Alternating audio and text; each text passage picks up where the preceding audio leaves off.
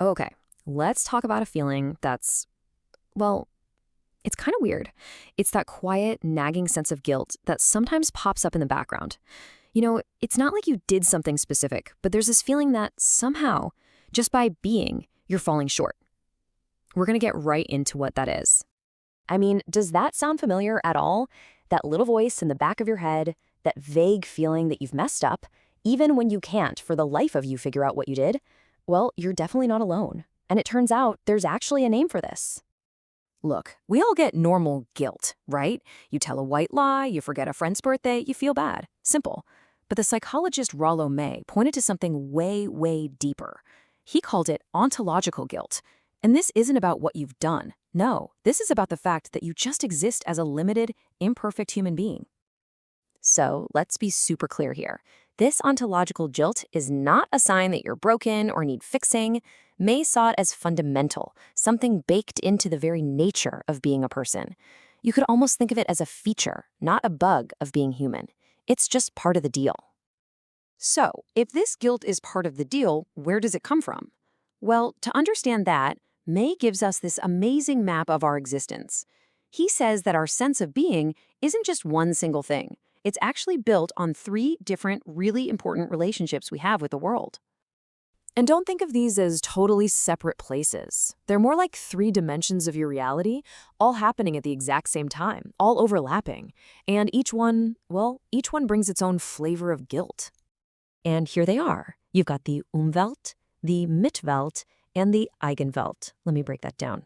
The Umwelt is your connection to the physical world, your body, nature, the environment. The Mitwelt is your social world, your relationships with other people. And the Eigenwelt, that's your own private inner world, your relationship with yourself. These 3 worlds are basically the stage where this whole drama of guilt plays out. All right, so we've got the map, we've got the 3 worlds. Now, let's take a little journey through them, because May's whole point is that each one of these worlds generates its own unique and pretty much inescapable form of guilt. First up, we've got guilt from our relationship with the Umwelt, the natural world. I mean, think about it. The more our society has built up cities and technology, the more we've kind of separated ourselves from nature. And that creates this deep, sometimes unconscious feeling of being alienated. You know what I mean, right? You're in a climate-controlled office, you drive in a metal box to a grocery store where food just appears in plastic. We're totally cut off from the seasons, from where our food comes from. May calls this separation guilt. It's that quiet, uneasy feeling that we've forgotten we're a part of the natural world.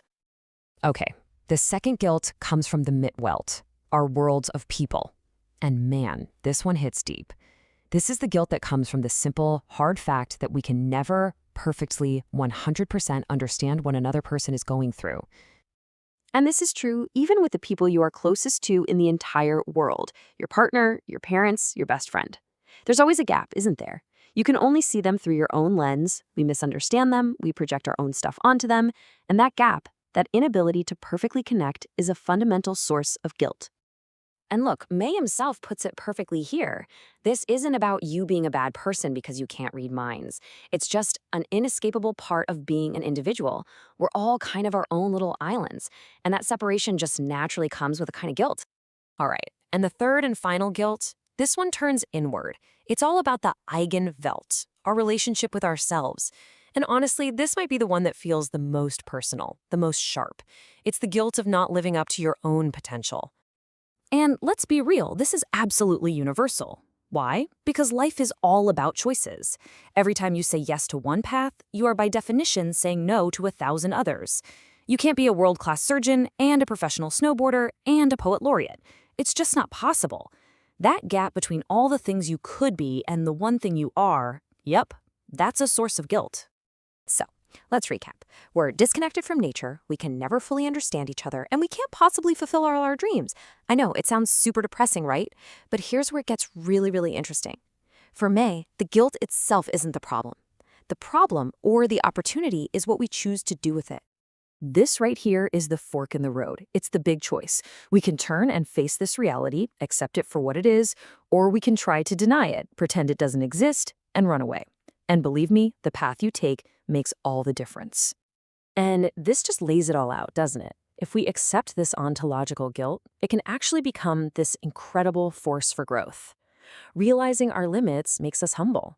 Knowing we can't fully understand someone makes us listen harder, makes us more compassionate. Facing our unfulfilled potential can actually fire up our creativity.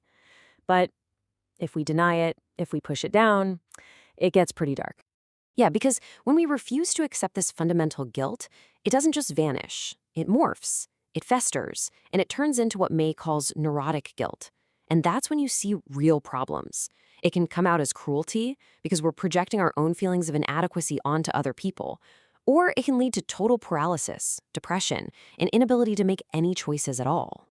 So this really brings it all home to a final, unavoidable question. This guilt, this separation from nature, from other people, and from parts of yourself, it isn't a problem you can solve. You can't get rid of it. It's just part of the human starter pack.